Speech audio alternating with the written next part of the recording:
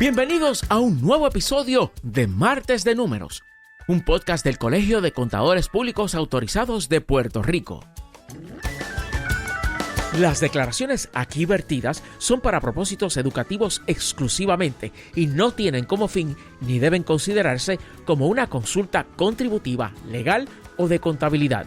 Cualquier consejo que esta grabación contenga no ha sido considerado o escrito para ser usado y no puede usarse con el propósito de evadir penalidades que puedan imponerse al amparo del Código de Rentas Internas o de cualquier disposición contributiva local, estatal o federal. Hola y bienvenidos a nuestro podcast Martes de Números. Soy el CPA Joel Rodríguez, presidente del Comité de Firmas de CPA y practicantes independientes del Colegio de CPA. Gracias por acompañarnos en este espacio donde hablamos de temas claves que impulsan el ejercicio de nuestra profesión. Durante años, fijar honorarios en la facturación de las horas trabajadas ha sido una forma convencional de cobrar por nuestros servicios, pero ¿seguirá este siendo el mejor camino en un mercado donde los clientes buscan resultados y no solamente tiempo? En este episodio vamos a profundizar en este tema y te daremos consejos para identificar el modelo ideal para ti. En esta conversación, que estará llena de consejos prácticos, me acompaña en el estudio el CPA y abogado Roberto Vélez, miembro del Comité de Firmas de CPAs y practicantes independientes del Colegio de CPA. Bienvenido, Roberto. Muchas gracias, Joel. Para mí es un placer estar aquí contigo en este episodio de Martes de Números para compartir un poco de información que sé que va a ser muy valiosa para todos. Súper, Roberto. Mira, a mí me gustaría empezar este tema explicando qué es esto del value pricing. Muchos de los colegas yo le he explicado, porque hemos estado activamente hablando de esto en varios eventos, qué es el value pricing y cómo se diferencia del modelo tradicional de cobrar por hora. Bueno, value pricing es un modelo de facturación o más bien de establecer precios basados en el valor que el cliente percibe del servicio que va a recibir, no tanto basado en horas o en tiempo que se le dedica a realizar la tarea. Mira, a mí esto de cobrar por hora a veces es un problema. Porque tú, y más, ¿verdad? Si tú estás fuera del área metropolitana, ¿verdad? Que en el área metropolitana muchos colegas dicen hay que cobrar por hora, hay que medir las horas. Y a mí a veces se me hace un poquito difícil porque cuando entonces tú le dices a un cliente es por hora y esta es la cantidad de horas que yo estimo, pero a veces nos excedemos de la cantidad de horas y hay que facturar adicional y el cliente se siente muchas veces súper incómodo. Yo he optado muchas de las cosas, pues facturarlas por tarea y sé que hay muchos colegas y practicantes independientes que lo hacen así. Pero este modelo de value pricing ha sido algo bien interesante, que yo he aprendido mucho de ti en esto, por eso es que te traemos a este episodio para ¿verdad? Explicar por qué tú consideras que este modelo de value pricing es importante en el mercado actual, en el 2025, en los servicios que nosotros trabajamos. El modelo de value pricing comenzó a mencionarse en diferentes profesiones para los años 80, 90, como una alternativa a facturar por hora. Pero hoy más que nunca es más relevante este tema debido a que con la ayuda de la inteligencia artificial y la eficiencia que estamos teniendo en nuestras prácticas, en nuestra profesión, ya el tiempo no va a ser el factor determinante para tú establecer un precio.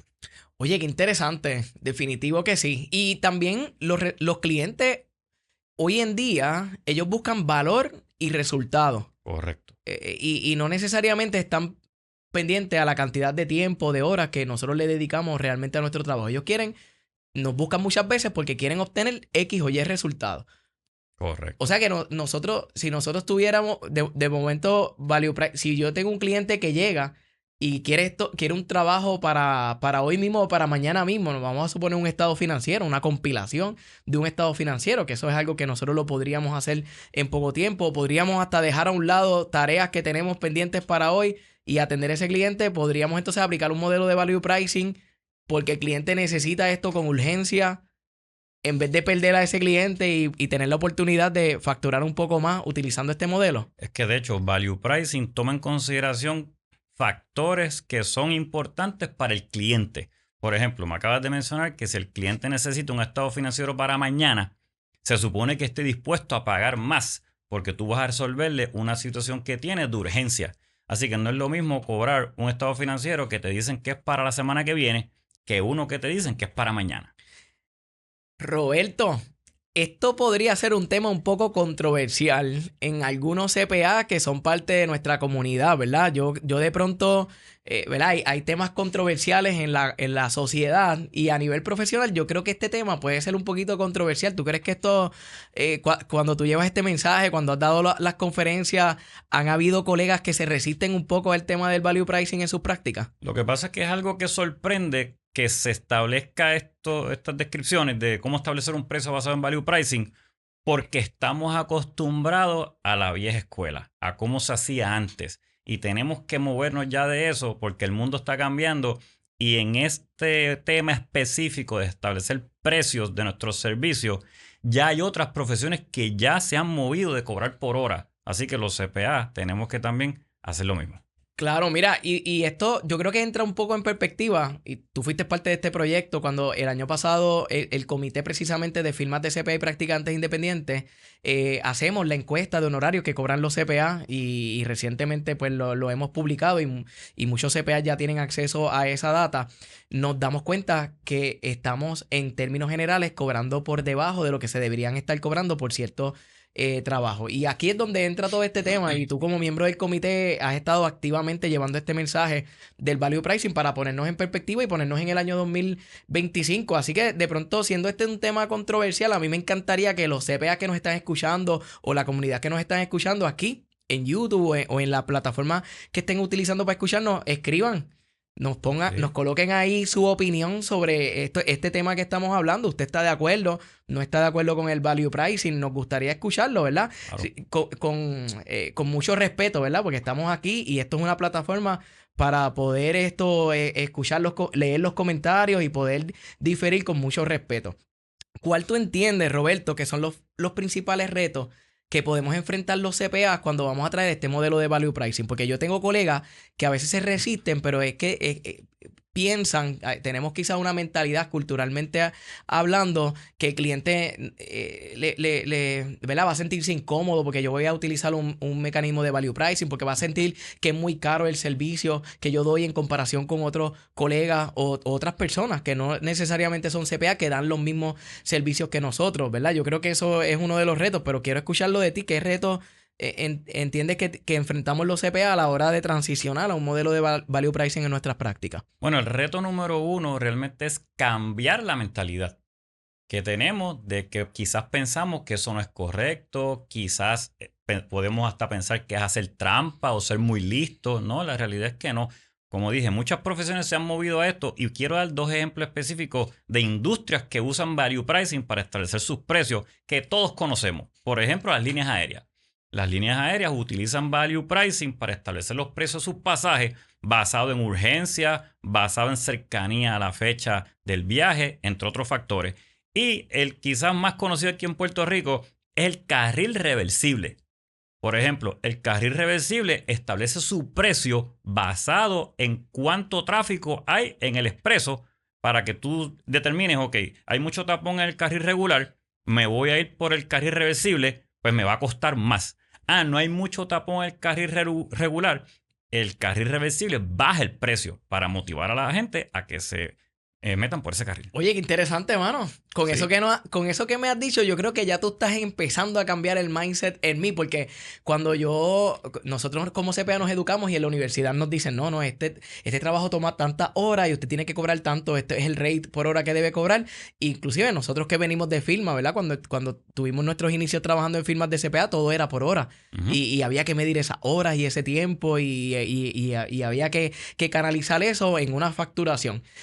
Pero yo creo que es un tema de mindset, ¿verdad? Correcto, de mentalidad, totalmente. De programas inconscientes que tenemos inclusive nosotros mismos como profesionales en cuanto a cómo debemos cobrar o facturar por nuestros servicios. Súper, súper interesante. Y me gustan esos ejemplos que nos acabas de dar.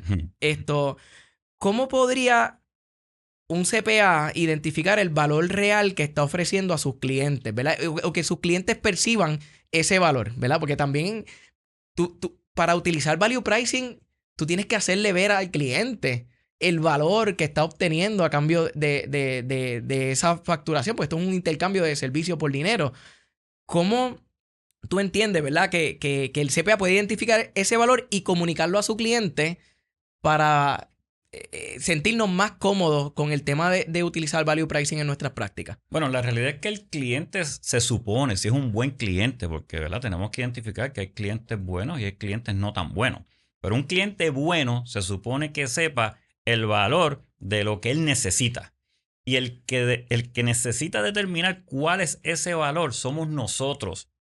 Determinar cuál es el valor para el cliente. ¿Cómo lo hacemos? Haciendo preguntas. ¿Para qué tú necesitas esto? ¿Cuál es tu urgencia? Cuando se logre este resultado, ¿qué tú vas a obtener? Porque, por ejemplo, un cliente que necesita un AUP, por decir un ejemplo, para que le den una fianza de una aseguradora para un proyecto. Por ejemplo, si el proyecto que el cliente va a hacer es de $20,000, pues quizás el valor no es tanto. Ahora, si el proyecto del cliente va a hacer es de $10 millones y si no tiene ese AUP, por decir un ejemplo, pierde ese contrato, definitivamente el valor para ese cliente va a ser muchísimo más. Ok, y cuando hablas de AUP viene un poco también el tema del ahorro contributivo también que tienen los clientes, porque a veces por hacer un AUP el cliente podría ahorrarse miles de dólares en contribuciones y necesita ese trabajo para tener un ahorro contributivo y ahí podríamos nosotros utilizar esto como un mecanismo para poder cobrar adecuadamente por nuestros servicios. Correcto. Porque no necesariamente es un trabajo que te tome mucho tiempo, pero el valor que tú le estás dando al cliente de ahorrarle 70, 100 mil dólares en contribuciones es un valor que claramente no se puede medir por la hora. Claro, lo que pasa es que si venimos a ver, el sistema de facturar por hora castiga la eficiencia. Porque si tú vas a ser eficiente en tu trabajo y lo vas a lograr hacer en menos tiempo, pues si usamos el sistema de cobrar por hora, se supone que cobres menos. Ajá. Así que el sistema de cobrar por hora castiga la eficiencia. Y más hoy en día, en el 2025, donde muchas de los trabajos que nosotros hacemos nos ayudamos. No es que lo hacemos, no utilizamos inteligencia artificial del todo, pero nos ayuda y tenemos recursos de inteligencia artificial que ayudan y hacen más fácil nuestro trabajo y lo hacemos en menos tiempo. Sí, programas de computadora también. Okay. Por ejemplo, una planilla antes se llenaba a mano. Definitivamente te iba a coger más tiempo llenar la mano. Ajá. Ahora se llenan con programas de computadora.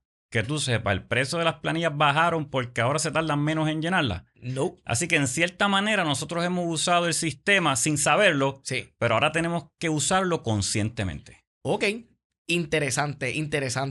¿Y qué tú entiendes, Roberto, que debe mirar, ¿verdad? Un CPA que tiene una estructura de cobro por hora por los servicios que ofrece en su práctica o en su firma para ir transicionando o migrando a lo que es el value pricing. ¿Qué tú entiendes que debemos mirar, que tenemos, aparte del mindset? Yo creo que eso es lo número uno. Eso es lo número uno. Que lo mencionaste ahorita, para poder transicionar a value pricing. Bueno, puede ser un proceso donde se establezcan precios fijos por tarea, independientemente el tiempo que te tome hacerla, y preparar como si fuera una lista de precios de tareas. Por ejemplo, las planillas de corporaciones tal valen tanto, pero si el ingreso es de X cantidad a X cantidad, sube el precio. Por ejemplo, nómina. La nómina es más fácil porque es por cantidad de empleados. Uh-huh. Pues de X cantidad a X cantidad, el servicio vale tanto. Y por escalones. También ofrecen lo que se llaman los menús en servicios de paquete. Por ejemplo, servicio de contabilidad premium vale tanto. El básico vale tanto. Y que sea el mismo cliente el que establezca cuánto él quiere pagar por el servicio que quiere recibir. Ok. Eso está muy, muy interesante. Oye, también podríamos hacer un híbrido en lo que transicionamos full al value pricing entre lo que es el cobro, ¿verdad? El tiempo que me va a tomar el trabajo, cuál es la tarea específica que voy a hacer, ¿verdad? Y el value pricing. Podemos ir integrando esas tres vías y poder integrándolas y llevando poco a poco esto a nuestros clientes. A fin de cuentas, yo creo que con esto puede servir como un filtro en nuestra práctica para realmente nosotros tener los clientes ideales que paguen adecuadamente por los servicios y el valor que nosotros le damos, Roberto. Yo creo que una parte importante dentro del mindset es que nosotros nos valoricemos nosotros mismos como profesionales y nosotros entendamos el valor que tenemos para nuestros clientes. Y cuando nosotros no lo creemos, fácilmente vamos a poder comunicar el tema de value pricing a nuestros clientes y los clientes que vamos a tener que están dispuestos a pagar lo que vale realmente nuestro servicio, pues es tu cliente ideal. El que no está de acuerdo probablemente no es el cliente ideal que tú quieres en tu práctica. Sí, por eso mencioné que hay clientes buenos y clientes menos buenos. Ajá. Y también quiero dar otro ejemplo. ¿Te ha pasado a ti que llega un cliente a tu oficina para un trabajo y tú no lo quieres hacer y dices, mira, ¿sabes qué? Le voy a facturar, le voy a cotizar bien caro, sabiendo en tu mente que estás supuestamente cobrando alto para que no te contrate? Ajá. ¿Y qué pasa? Me contrata, En eso el me ha pasado. 95% de Sí. las ocasiones, el cliente termina contratándote. Sí, Así que, sí. ¿qué te deja saber eso? Que realmente el precio depende de ti.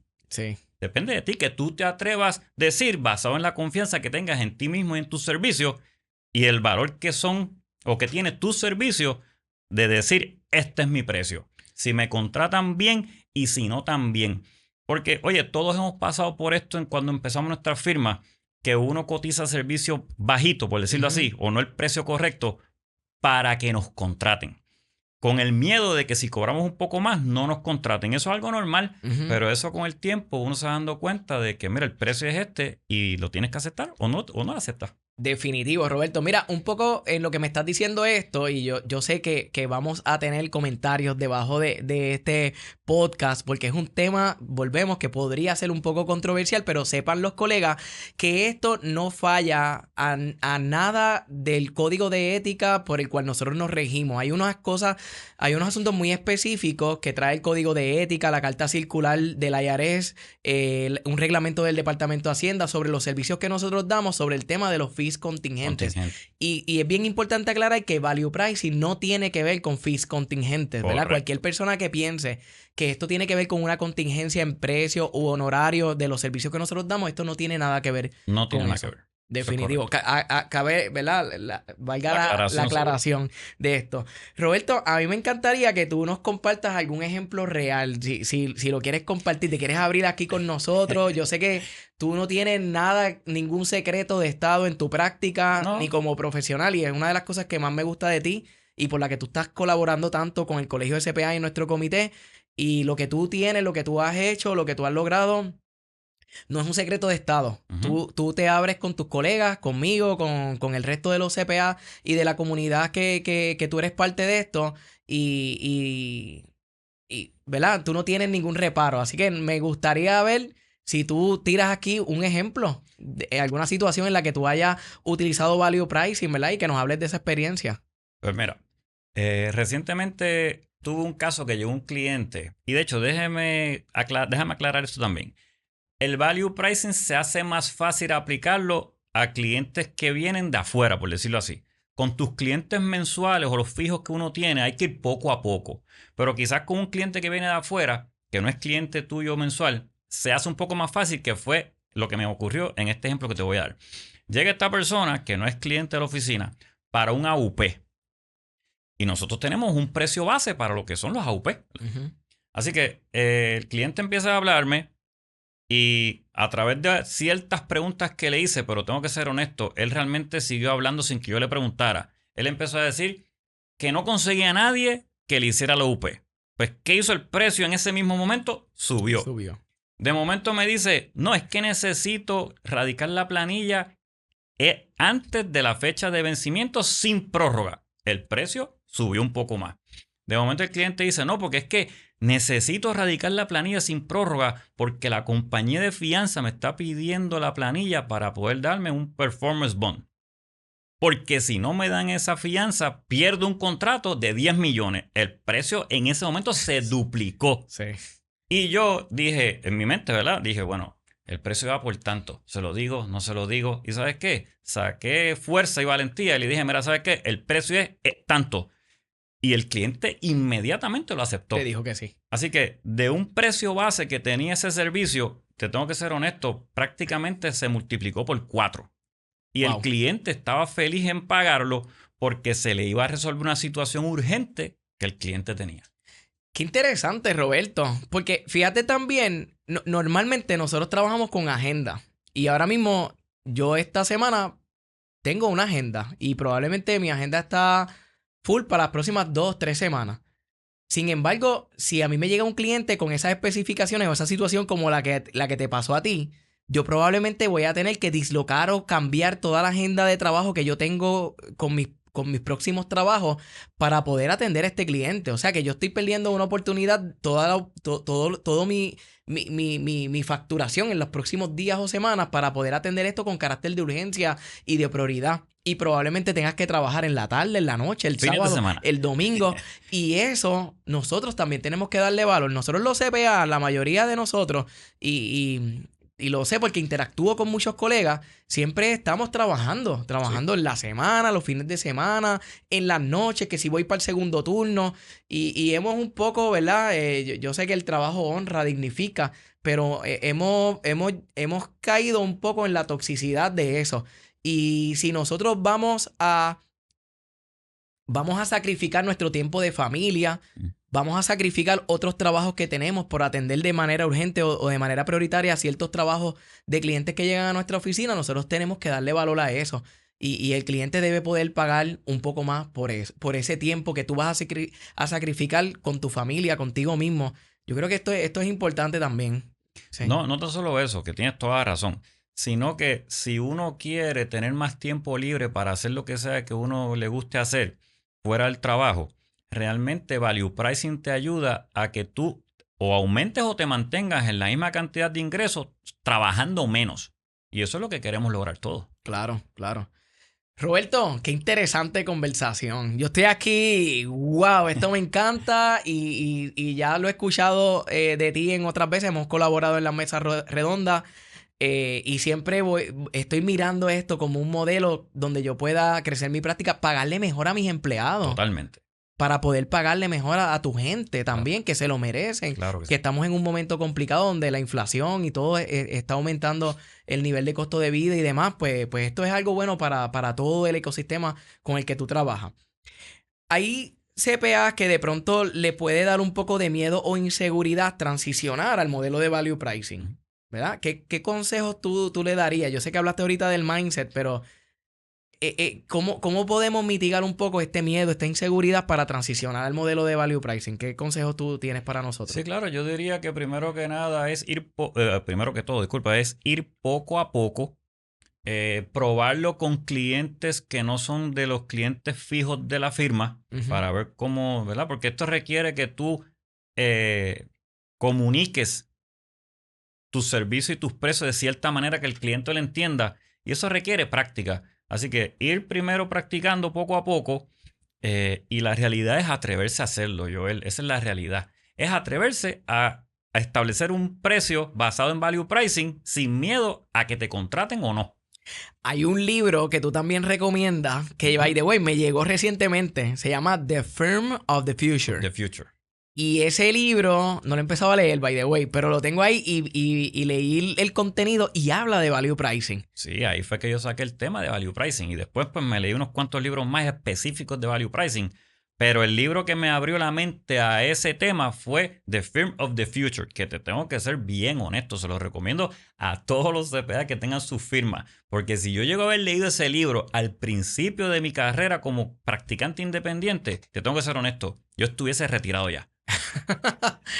Pues déjame ver que yo tengo que empezar a leer ese libro ya. Voy a empezar este fin de semana. Te lo recomiendo. No, gracias Roberto. Tremendo consejo y yo sé que los colegas que nos están viendo y nos están escuchando en este episodio de Martes de Números tienen que estar ya en Amazon, conectados, buscando para obtener ese libro.